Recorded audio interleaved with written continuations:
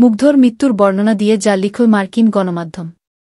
কোটা সংস্কার আন্দোলন চলাকালে বিক্ষোভকারীদের হাতে সেদিন পানির বোতল তুলে দিচ্ছিলেন মীর মাহফুজুর রহমান মুগ্ধ। টি-শার্টের হাতা দিয়ে টিয়ার গ্যাসেজ বলতে থাকা চোখ মুছতে মুছতেই পানি নিয়ে ছুটে যাচ্ছিলেন সবার কাছে। কিন্তু এর মাত্র 15 মিনিটের মাথায় ঢাকায় দুপুরের উত্তাপে বিশ্রাম নেওয়ার সময় একটি বুলেট তার কপালে এসে বিঁধে শহীদ হন বিশ্ববিদ্যালয় শিক্ষার্থী মুগ্ধ। মুগ্ধর মৃত্যুর এমন বর্ণনা দিয়ে তাকে নিয়ে সোমবার 12 আগস্ট এক প্রতিবেদন প্রকাশ করেছে মার্কিন সংবাদমাধ্যম সিএনএন।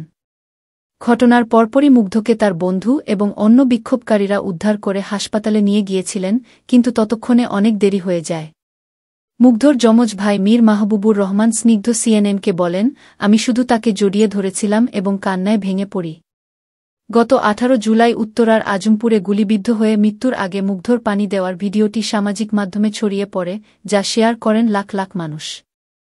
এই ভিডিও ন্যায়বিচারের আহ্বান জানিয়ে আরও বেশি মানুষকে রাস্তায় নেমে আসতে উৎসাহিত করে। স্থানীয় মিডিয়া এবং বিভিন্ন সংস্থার বিশ্লেষণের উদ্ধৃতি দিয়ে সিএনএন জানিয়েছে, বাংলাদেশের সরকারি চাকরিতে কোটা সংস্কার নিয়ে শান্তিপূর্ণ বিক্ষোভ এক পর্যায়ে দীর্ঘদিনের প্রধানমন্ত্রী শেখ হাসিনাকে ক্ষমতাচ্যুত করার আন্দোলনে রূপান্তরিত হয়, যার ফলে সৃষ্ট সহিংসতা এবং সংঘর্ষে অন্তত 300 মানুষের প্রাণহানি হয়েছে। ফারাহ পর্শিয়া নামে ঢাকার একটি প্রযুক্তি কোম্পানিতে কর্মরত 23 বছর বয়সী এক বিক্ষোভকারী সিএনএনকে বলেন, হত্যাকাণ্ড চলছিল এবং সবাই নীরব ছিল। ফলে আমাদের নিজেদের জন্য এবং গণতন্ত্রের জন্য দাঁড়াতেই হতো। আমরা সাধারণ মানুষ যে কতটা ক্ষমতা ধারণ করি তা দেখে আমি বিস্মিত। কারণ বহু বছর ধরে আমরা সবাই ক্ষমতাহীন বোধ করে এসেছি। মুগ্ধর মৃত্যুর বর্ণনা দিয়ে যা লিখল মার্কিন গণমাধ্যম। শেখ হাসিনার পদত্যাগের মধ্য দিয়ে পরিস্থিতি শান্ত হয়ে আসার পর আন্দোলনে নিহত অনেকের পরিবার এখন তাদের প্রিয়জনের মৃত্যুর জন্য জবাবদিহি চাইছে।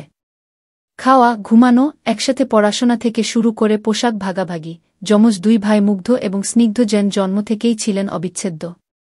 স্নিগ্ধ বলেন, সে মুগ্ধ শুধু আমার ভাই ছিল না, আমার সবচেয়ে ভালো বন্ধু ছিল। সে আমার শরীরেরই একটি অংশ, আমরা একসাথে সবকিছু করতাম।